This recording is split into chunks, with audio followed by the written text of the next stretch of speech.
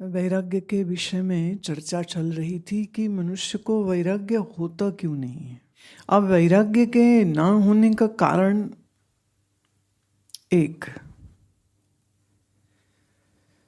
इस शरीर में किए गए मैं मेरा भाव इतना गहरा होता है, देह मैं हूं, देह मेरी है, ये इतनी जोर से अहम बुद्धि बनी हुई होती है कि इसके इतना अपना अस्तित्व कुछ हो भी सकता है, ऐसी कहीं समझ का चांस भी नहीं है।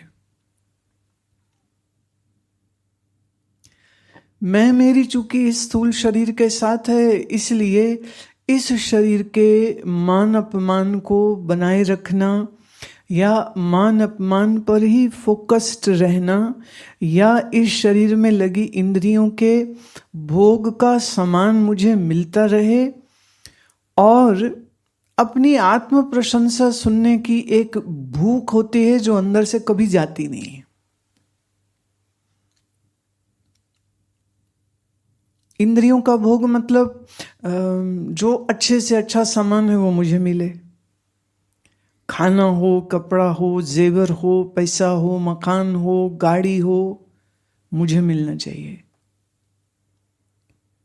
तो भले वो गाना नहीं गाता, but I am the best, इसलिए आई डिजर्व द बेस्ट, वो हमेशा अंदर रहता।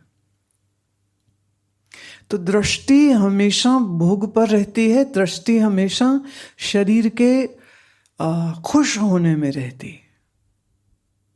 इसलिए आप देखेंगे तो धर्म के क्षेत्र में जितने त्योहार होते हैं भारत में, हर त्योहार किसी खाने के साथ जुड़ा हुआ है।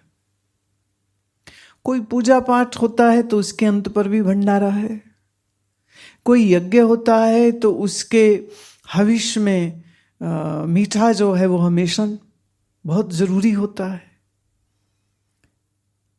क्षेत्र कोई भी हो, लेकिन किसी न किसी प्रकार का मीठा जो है वो उसका एक बड़ा आवश्यक हिस्सा होता है। उसके बगैर कोई धार्मिक रीति रिवाज पूरा ही नहीं होता है। अच्छा खा के मन खुश है, मन खुश है ऐसा कहाँ दिखता है, वहां लगता है मैं खुश हूं। अच्छा पहन के मैं खुश हूं, अच्छा भोग सामान मिला मैं खुश हूं। अब चूंकि खुशी उस भोग पदार्थ के साथ जुड़ी हुई है, इसलिए भोग पदार्थ के प्रति राग की भावना भी सहज आ जाती। आप देखेंगे, एक एग्जाम्पल लेते हैं, पति पत्नी में शायद ही 100 में कोई मे बी 0.2-0.3% पति पत्नी होंगे जिनका आपस में हृदय से एक दूसरे के प्रति मन बुद्धि का लगाव और रिस्पेक्ट एक दूसरे के लिए रहती हो। अधिकतर में लड़ाई झगड़ा, मन मुटाव, कोई बोल देता है कोई नहीं बोलता है, कुछ कोई कहता है कोई नहीं कहता है, लेकिन फिर भी साथ रहते। बहुत से कारण और हैं कि वो क्यों साथ रहते हैं इतने झगड़े झांसे के बावजूद। तो उसमें एक बहुत बड़ा कारण होता है ये जो परस्पर देह का सुख मिलता है, ये जो शारीरिक नजदीकी का जो सुख मिलता है, वो बहुत बड़ा कारण होता है। लाख लड़े, लाख झगड़े, लेकिन साथ हैं। बच्चे, इकोनॉमिकल सिक्योरिटी, समाज क्या कहेगा, रिश्तेदार क्या कहेंगे, ये सारी बातें बाद में आती। अभी मैं वो बात बोल रही हूं कि जो सामने से कोई ऐसे स्वीकार भी नहीं करेगा और कहेगा भी नहीं, क्योंकि लगता है तो भद्दी बात है। लेकिन मनुष्य के सबसे बड़े सुख की अनुभूति चूंकि शरीर को भोगने से मिल रही होती है और वो पति पत्नी को एक दूसरे से मिल रही होती है, इसलिए लाख कमियां कमजोरियां होने के बावजूद वो एक दूसरे के साथ निभा लेते। थोड़ा सा अब समय थोड़ा बदल रहा है, क्योंकि अब अपनी गृहस्थी के बाहर लोगों की नजरें चली जाती हैं और 1000 कारण उनके पास उपलब्ध हो जाते हैं, जहां वो एक शादी बनाए रखते हैं लेकिन पर्दे के पीछे और बहुत कुछ चलता रहता है। कई बार पत्नियों को पता भी होता है कि उसका पति क्या करता है, लेकिन फिर भी वो आर्थिक निर्भरता है, वो कहाँ जाएगी, वो क्या करेगी, उसके बच्चों का क्या होगा, उसके बुढ़ापे का क्या होगा, तो बहुत सारी चीजें सोच करके भी वो इन सब चीजों को इग्नोर कर देती है। अब शरीर में मैं मेरापन इतने जोर से है, इसलिए उतने ही जोर से बाहर भोग की वस्तुओं के साथ पकड़ हो जाती है। अब हम लाख चाहें तो भी छोड़ नहीं पाते। ये मनुष्य की एक बड़ी कमजोरी हो जाती है। दूसरा, चूंकि देह को ही मैं मानता है, इसलिए देह को मिली हुई प्रशंसा, अनुशंसा, ये तो बड़ी जल्दी समझ आती है और उसी से मन फूल जाता है, घमंड में आता है। अब घमंड के कई कारण होते, धन हो सकता है, पत्नी पति हो सकता है, बच्चे हो सकते हैं, आपका सोशल स्टेटस, कोई भी कारण हो सकता है। अच्छा, कुछ ना हो तो भी तारीफ सुननी तो अच्छी लगती ही है। और अपनी प्रशंसा पाकर के मनुष्य जो प्रशंसा तुम्हें दे रहा होता है, गाहे बगाहे मन उसके साथ एक बंधन में बंध जाता है। इसलिए चाणक्य कहते हैं, जो तुम्हारी आवश्यकता से अधिक प्रशंसा करते हो उनसे बहुत सावधान रहना।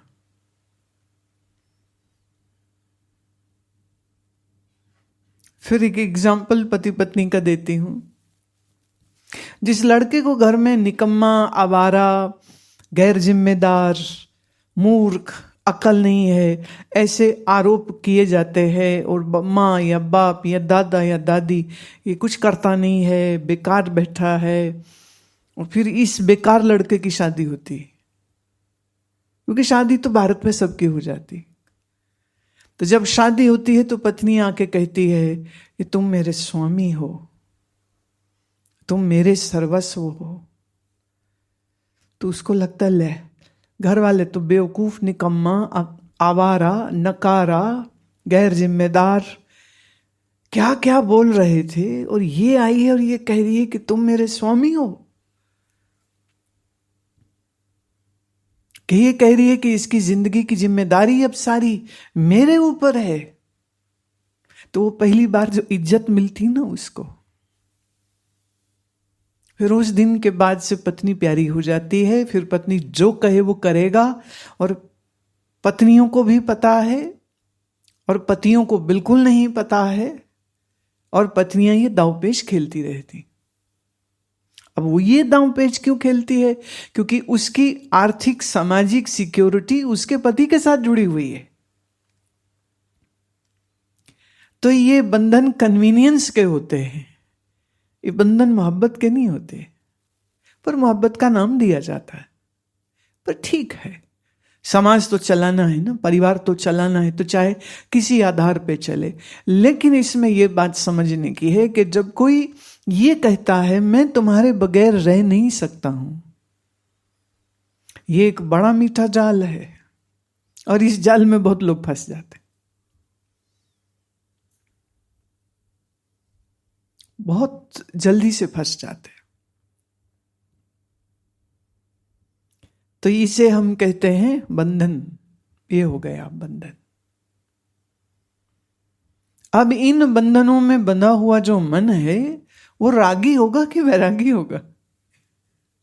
और अगर रूट देखें तो रूट क्या है? देह को मैं मान रहे हो इसलिए ये सब कुछ हो रहा है। अब अगर देह में नहीं हूं और देह मेरी भी नहीं है, और मन मैं नहीं हूं और मन के सुख दुख मेरे नहीं हैं, तो मेरा स्वरूप क्या है? जब अपने स्वरूप की खोज करता है तो पाता है कि अरे मैं तो आत्मस्वरूप हूं, मैं ये विनाशी देह नहीं हूं, मैं ये बदलने वाला मन नहीं हूं, ये मैं सो जाने वाली बुद्धि नहीं हूं। और अपने सत स्वरूप की स्मृति में आते ही मैं ही चेतन हूं, मैं ही ज्ञाता हूं, मैं ही जानने वाला हूं, ये जानते ही जिस आनंद की अनुभूति, अपने ही स्वरूप के आनंद की अनुभूति होती है, तो एक तरह से देह से मैं मेरापन हटते ही, या यूं कहो मैं मेरेपन से ऊंचा उठते ही, आत्मस्थिति होते ही कौन सा बंधन रह जाएगा। अब कोई ये कहे कि नहीं मेरे बंधन तो अभी भी हैं, वो कैसे हटेंगे, तो मतलब सिर्फ इतना है, सारांश ये है कि अभी देह आत्मा बुद्धि गई नहीं है। देह के शक्ति, सौंदर्य, संबंध, भोग का अभिमान होता है। अब ये थोड़ा सूक्ष्म है, लेकिन बुद्धि के ज्ञान का भी अभिमान होता है। मैं विद्वान हूं, मैं पढ़ा लिखा हूं, मैं पोस्ट ग्रेजुएट हूं, मैंने एमफिल की है, मैंने पीएचडी की है। तुमने की है, बुद्धि ने की है। याद रहे, बुद्धि ये वो है जो सुषुप्ति में खो जाती, और बहुत ज्ञान हो, बड़ी डिग्रियां हो, लेकिन किसी शारीरिक रोग के कारण, फॉर एग्जाम्पल पार्किंसन, एल्जाइमर, अगर ये बीमारी कहीं हो गई तो आपकी बुद्धि का ज्ञान कहां गया। DLitt, PhD, double masters, distinction के साथ, गोल्ड मेडलिस्ट, और हो गया अल्जाइमर। लेकिन इस बुद्धि के ज्ञान का भी अभिमान मन लेता है। मैं बुद्धि हूं, इसलिए बुद्धि का ज्ञान मेरा है, इसलिए मैं ही ज्ञानी हूं, तो अपने ज्ञानी होने का अभिमान। स्वामी पूर्णानंद जी महाराज को, उड़िया बाबा को एक बार किसी ने प्रश्न पूछा, महाराज क्या आप ब्रह्मज्ञानी हैं? सीधा प्रश्न, क्या आप ब्रह्मज्ञानी हैं? स्वामी जी कहते नहीं। प्रश्नकर्ता अपने मित्रों को कहता, देखा मैंने कहा था ये कोई ज्ञानी नहीं है। पास ही में स्वामी अखंडानंद जी बैठे हुए थे। उन्होंने कहा रुको, निष्कर्ष मत निकालो, जो तुम समझ रहे हो वो बात नहीं है। कहते अच्छा वो बात नहीं, आपके सामने तो उन्होंने कहा मैं नहीं हूं। कहते रुक, एक बार फिर से पूछ। उन्होंने फिर पूछा, क्या महाराज आप ब्रह्मज्ञानी हैं? महाराज मुस्कुराए और कहते, हम ज्ञान स्वरूप हैं, ज्ञानी होना छोटी बात है। ज्ञानी मतलब ज्ञान का अभिमानी, मुझे ज्ञान हो गया है। जिसको ये अभिमान है वही कह सकता है मैं ना ब्रह्मज्ञानी हूं, मैं आत्मज्ञानी हूं, मैं तत्वज्ञानी हूं।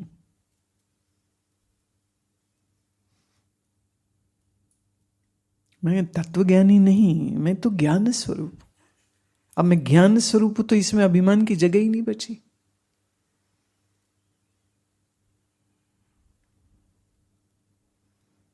जिसमें किसी भी प्रकार के अहंकार की बू है वो ज्ञानी कैसे हो सकता है?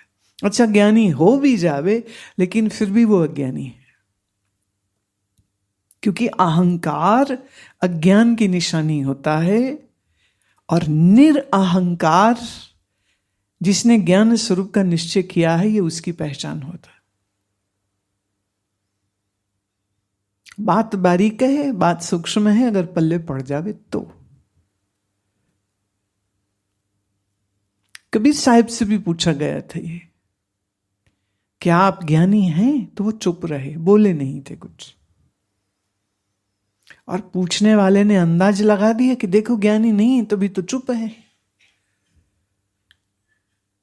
कबीर साहिब के शिष्य संत धर्मदास ने फिर टोका था और उनने कहा, अरे मूर्ख तू समझा नहीं, चूंकि वो ज्ञानी है इसीलिए मौन है। अज्ञानी होते तो बोलते हाँ ज्ञान है। जैसे कोई नया नया धनी हो जाए ना, नया नया पैसा जिसके पास आ जाए, वो पैसे का बड़ा दिखावा करता है। मेरा बैग इस कंपनी का है, मेरा जूता उस लेबल का है, मेरी टी शर्ट उस कंपनी की है। दिखावा करेगा।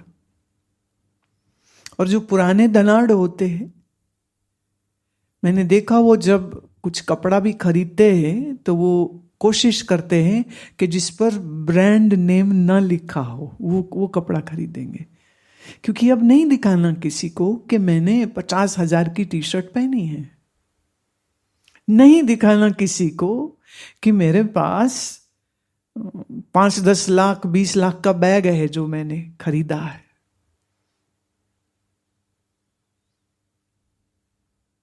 तो कहावत है कि जो नया नया किसी का बाप मरा हो, पैसे वाला बाप, तो उस लड़के में पैसा ज्यादा उछलता है। पर जो पुराने रईस होते हैं, जिन्होंने धन देखा है, बहुत धन देखा है, उनके अंदर ये बू नहीं होती, उनके अंदर फिर दिखावा नहीं होता है, उनके अंदर ये प्रदर्शन की भावना नहीं होती कि वो बताते फिर 10 लोगों को कि हमारे पास इतना है या हम इतना महंगा सामान इस्तेमाल करते। ऐसे ही जो अपने ज्ञान स्वरूप में स्थित है, वो अपने कितने शास्त्र पढ़े हैं उसका बखान नहीं करेगा, उसको कितने ग्रंथ कंठस्थ है वो उसका बखान नहीं करेगा, पर जो बखान कर रहा हो जानना, अभी वो बुद्धि के चक्कर में फंसा हुआ है, अभी वो आत्मनिष्ठ नहीं हुआ। मैं एक आख्यान बताना चाहती हूँ। एक वेदांत सम्मेलन में मेरे सन्यास गुरु जनता के बीच में बैठ के सुन रहे थे। अब वो जहां कहीं जाते तो उनके साथ बहुत सारे सफेद वस्त्रों में साधु होते थे, जो उनकी तरह ही कफनी पहनते थे। कफनी मतलब एक ही कपड़े को घुमा के गर्दन के पीछे गांठ मार ली जाती है, दैट्स इट। सर्दी गर्मी वही पहनते हैं। अब चूंकि जब वो पधारे पंडाल में तो उनके साथ बहुत सारे साधु थे, पर महाराज नीचे ही कुर्सी में बैठ गए। कुछ लोगों ने जब देखा तो उन्होंने कहा नहीं नहीं आप ऊपर आइए। मंच पर सम्मेलन चल रहा था तो कोई 15-20 महात्मा, मंडलेश्वर आदि आदि सब सम्मानित लोग मंच पे थे जो वक्ता थे। महाराज जी को ले गए जबरदस्ती, चले गए वो। तो वहां एक ऊंचा मंच होता है जिसमें मंडलेश्वर बैठते हैं, एक नीचे वाला होता है जो साधारण मतलब जो अभी नए नए सन्यासी हुए या उनके शिष्य वो बैठते। तो महाराज जी नीचे वाले में बैठ गए। मैं तो सामने थी ना, श्रोताओं में नीचे कतार में मैं बैठी हुई थी, तो मैं देख रही हूं कि क्या हो रहा है। और फिर जो मंच मंत्री थे, स्वामी आनंद घन नाम था उनका, बड़े प्यारे संत थे। तो वो स्वामी जी गए और महाराज जी को पूछते हैं कि आप बोलेंगे? सूची बनती है ना, कौन महात्मा कब बोलेगा, कितनी देर बोलेगा। तो महाराज जी ने कहा नहीं। उन्होंने कहा क्यों नहीं, आप आए हैं, आप कुछ तो बोलिए, हम चाहते हैं इस मंच से, वेदांत के मंच से आप भी कुछ भाषण देवें अपना। महाराज जी ने बोल रहे वक्ता की ओर इशारा करते हुए कहा मैं ही तो बोल रहा हूं इसमें, ये कोई और थोड़ी बोल रहा है, मैं ही तो बोल रहा हूं। वो प्रणाम करके चले गए। ये बात बाद में उन्होंने दूसरे सब संतों को बताई कि महाराज जी ने ऐसा बोला। और फिर मुझे उन्होंने भी बताई कि तुम्हारे गुरुदेव ऐसा बोले। मैंने कहा इसीलिए तो हमारे गुरुदेव हैं, उनसे अब आप और क्या ही अपेक्षा करेंगे।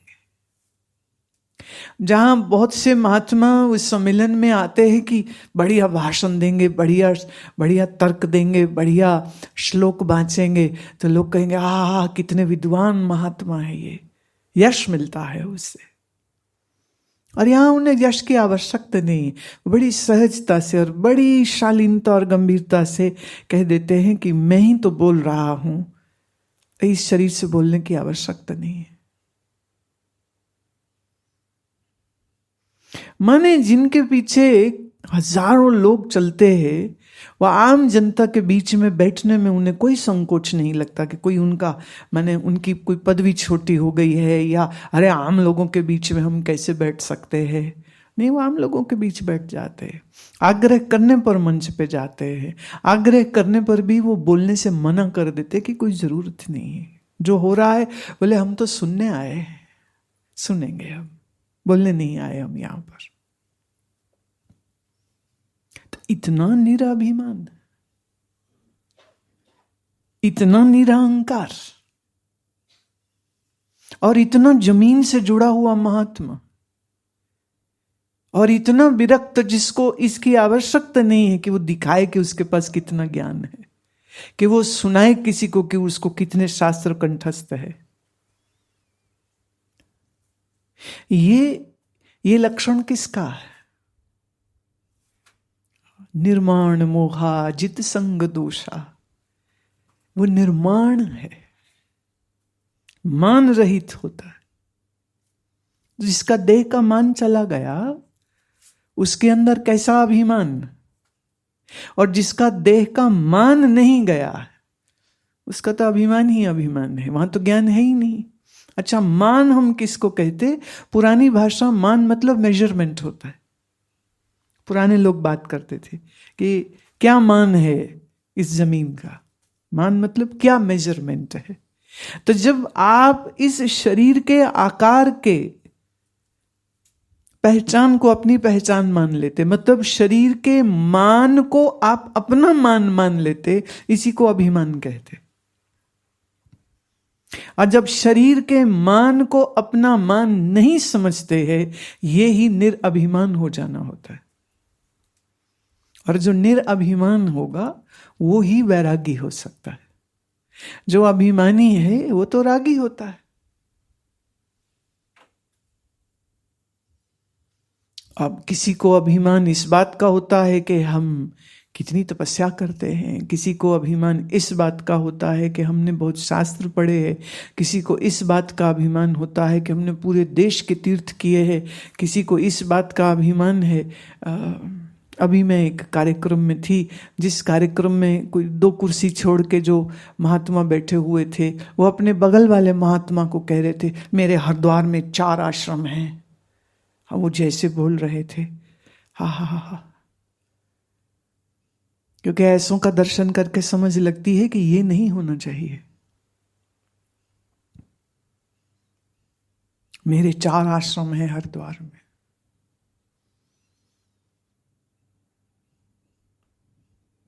तो मुझे याद आता है स्वामी राम का वो वचन, जब स्वामी राम से किसी ने पूछा अमेरिका में कि आपका आश्रम कहाँ है, तो उन्होंने कहा ये सारी पृथ्वी मेरा आश्रम। जब अपनी 4 दीवारी तुमने खड़ी नहीं करी और अपनी 4 दीवारी में जहां पैदा हुए वो छोड़ दिया, अब अपनी कोई 4 दीवारी अपने नाम से कहीं रखी नहीं, तो फिर तुम्हारा क्या है? तो कहते सारा संसार मेरा है। इसलिए कोई पूछता था आपका नाम क्या है, तो बोलते थे बादशाह राम। और एक बार एक व्यक्ति ने पूछा आपकी रियासत कहाँ है, तो उन्होंने कहा सारी सृष्टि ही मेरी रियासत है। और उस बंदे को समझ नहीं आई थी कि क्या बोल रहे हैं। बोले पागल है ये, सारी सृष्टि इनकी रियासत कैसे हो सकती है? उसने पलट के बोल दिया, क्योंकि उनके तो संस्कार है नहीं ना संतों से कैसे बात करनी या नहीं करनी, या संतों की भाषा को वो समझ भी पाता। तो उसने तुरंत से प्रश्न किया आप ऐसा कैसे कह सकते हैं? तो स्वामी राम ने कहा तुम ईश्वर को क्या मानते हो? बोले ईश्वर हमारा पिता है, सारे संसार का मालिक है और हमारा पिता है, हम सब मनुष्यों का पिता है। तो राम ने कहा अच्छा, तो जो बाप की जायदाद वो बेटे की होती या नहीं? होती है। तो बोले फिर तुम अपने बाप ईश्वर को नहीं पहचानते हो, मैं पहचानता हूं, इसलिए जो कुछ मेरे बाप का है वो सब कुछ मेरा है। इसलिए इस सृष्टि का बादशाह मैं ही हूं, क्योंकि ये मेरे बाप की है। तो राम ने कहा कि उस पिता को मैं जानता भी हूं, मेरा उससे क्या संबंध है ये मुझे मालूम भी है, इसलिए जो कुछ परमात्मा पिता का है वो सब कुछ मुझ पुत्र का हुआ या नहीं हुआ? ने कहा नहीं, उसी हिसाब से तो हुआ। तो बोले फिर मैंने क्या गलत कहा? मैं बादशाह राम हूं, I am the king Ram. अब ये बोलने पर भी राम तीर्थ कहीं से भी अभिमानी नहीं दिख रहे, क्योंकि वो सत्य की घोषणा कर रहे हैं ना।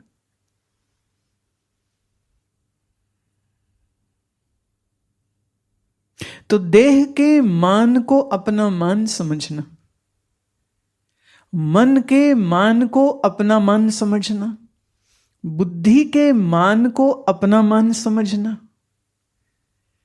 तो यही अभिमान है। और जहां अभिमान है वहां वैराग्य कैसे संभव नहीं। और जहां कोई मान नहीं होता है वहीं वैराग्य होता है। तो जब ये लगे ना कि मन में वैराग्य नहीं है, तो ध्यान से देखना, कुछ देह मन बुद्धि का अभिमान है जो बैठा हुआ है। और अजीब चीज ये है कि जिसके अभिमान होता है उसको भर दिखाई नहीं देता, बाकी सबको दिखाई देता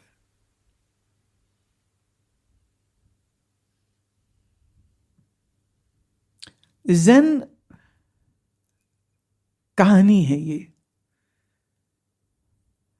दाओ और थोड़ा विशेष तरह में चलूं तो ये दाओ कहानी है कि एक बार किसी ने पूछा गुरु किसको कहते,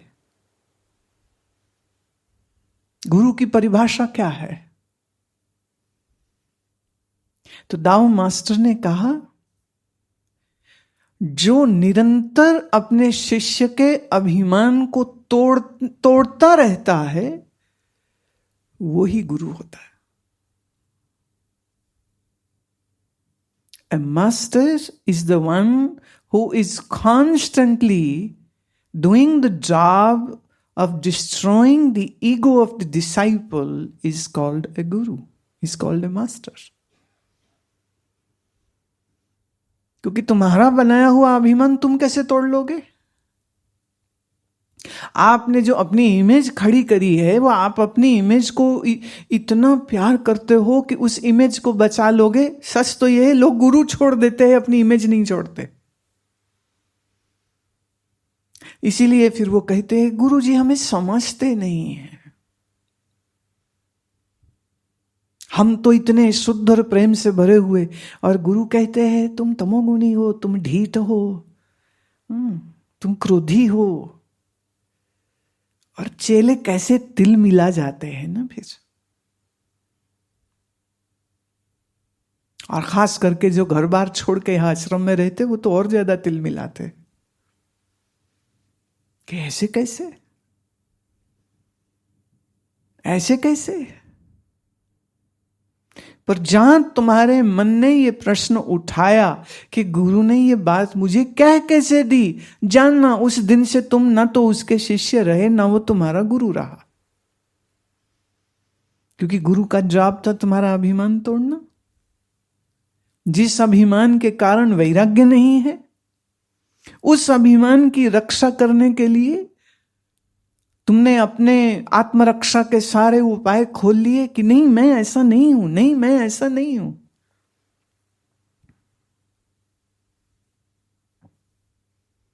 तो गुरु अपनी जॉब नहीं अगर कर सके तो कम से कम गुरु अपने आप को उस चेले का गुरु नहीं मानता है, क्योंकि उसके अभिमान को वो तोड़ नहीं पा रहा है और चेला तोड़ने दे नहीं रहा है। बड़ी भयंकर बात है ये, मुझे बहुत प्यारी लगी। Who is the master? Who is constantly in the process of destroying the ego of the disciple is called a guru. And mark it, you love your ego more than guru or God. So you can renounce the guru and God, but you will save your ego. And then you ask, how come I don't have this passion? कैसे होगा वैराग्य? अपने अभिमान से ही अगर राग हो जाएगा तो वैराग्य कैसे आएगा? अगर भोग की वस्तुओं से ही राग हो जाएगा तो वैराग कैसे आएगा? और अगर अपने सम्मान में ही राग हो जाएगा तो वैराग कैसे आएगा? कबीर साहब एक जगह बोलते हैं कि बातन ही आसमान गिरावे। बातों से तो आसमान तोड़ के जैसे नीचे फेंक देगा, ऐसी ज्ञान की बड़ी बड़ी बात बोलेगा, लेकिन फंसा अपने अभिमान में होता है। ना हर पावे ना हर ध्यावे, बातन ही आसमान गिरावे। न ध्यान है उसके जीवन में, न ज्ञान है उसके जीवन में। बातों से तो वो ऐसा प्रूव कर देगा कि बस क्या ही कहने। तो बातों से बात नहीं बनती।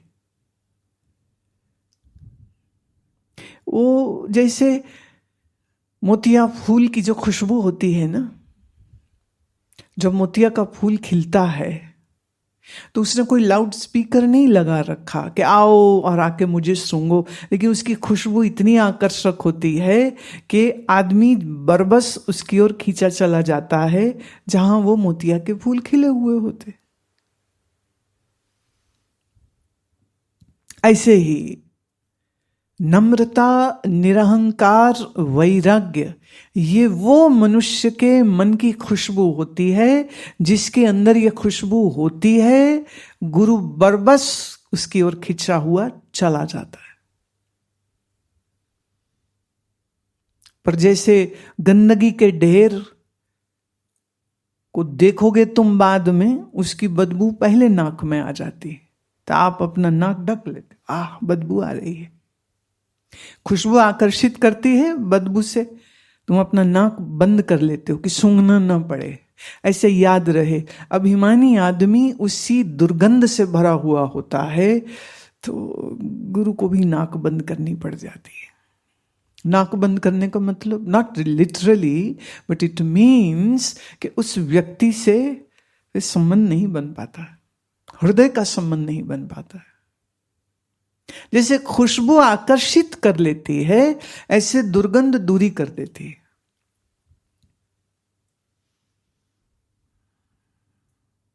फिर कह दूं, अभी सुन रहे थे ना, जो जो दिस है सो सो रोगी, रोग रहत मेरा सतगुरु जोगी।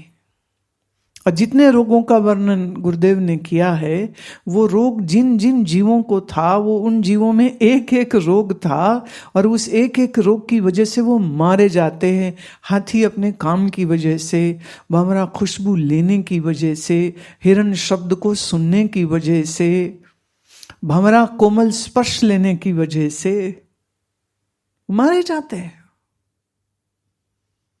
तो राग मारता है और वैराग्य मुक्त करता है।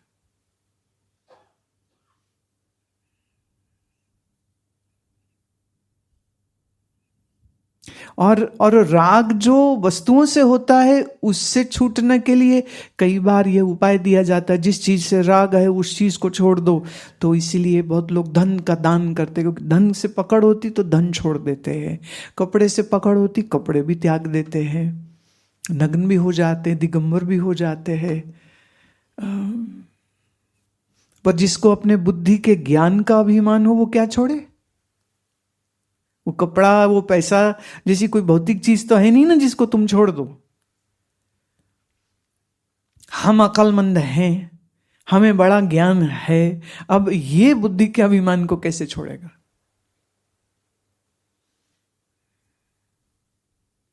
इसलिए अभिमान से, इस सूक्ष्म अभिमान से मुक्ति पाना और भी कठिन हो जाता है, और भी मुश्किल हो जाता है।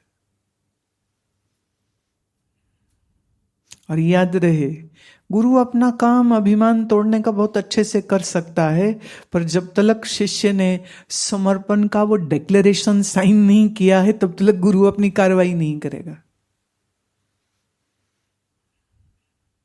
सर्जरी से पहले you have to sign the paper ना, that in case of a death occurring because of the surgery, the doctor or the hospital will not be responsible.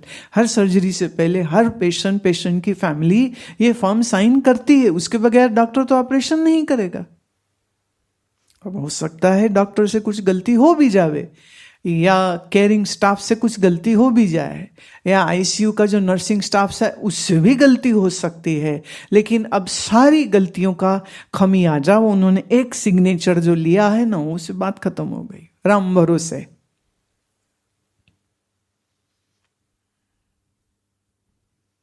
तो समर्पण हम किसको कहते हैं? जहां शिष्य ये डिक्लेरेशन देता है कि चाहे तुम जो करो सब मंजूर, और अपना सूक्ष्म अभिमान में तो खुद देख भी ना पाऊंगा, तो उसको तोड़ने की जिम्मेदारी तो गुरुदेव आपकी ही है, तो छोड़ता हूं मैं अपने आप को आपके हाथ में। इसे कहते समर्पण। 100 में अपने आप को 1000 नंबर देने वाला, ये कितना बड़ा अभिमान है, कितना बड़ा। तो जो अभिमानी है वो वैरागवान नहीं है, जो वैरागवान नहीं है वो ज्ञान या गुरु की कृपा का पात्र भी नहीं होता है। और मूल क्या है? देह, मन और बुद्धि से बना हुआ तुम्हारा मैं, मेरापन। सबसे बड़ी बाधा यही है।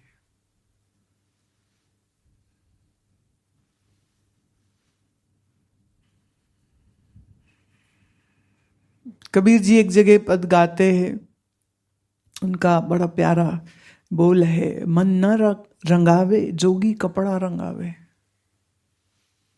मन नहीं रंगा, तन के कपड़े रंग लिए, मन में तो वही अभिमान। और बल्कि जब तन के कपड़े रंगे हुए होते हैं तो समाज, दुनिया महाराज महाराज कह के प्रणाम करती है, तो अभिमान तो और बड़ा हो जाता है, और भी बड़ा हो जाता है, और खतरनाक हो जाता है। इसलिए कभी कभी जो वेश से साधु हैं उनसे ज्यादा अभिमानी और घमंडी कोई दिखता नहीं है। फिर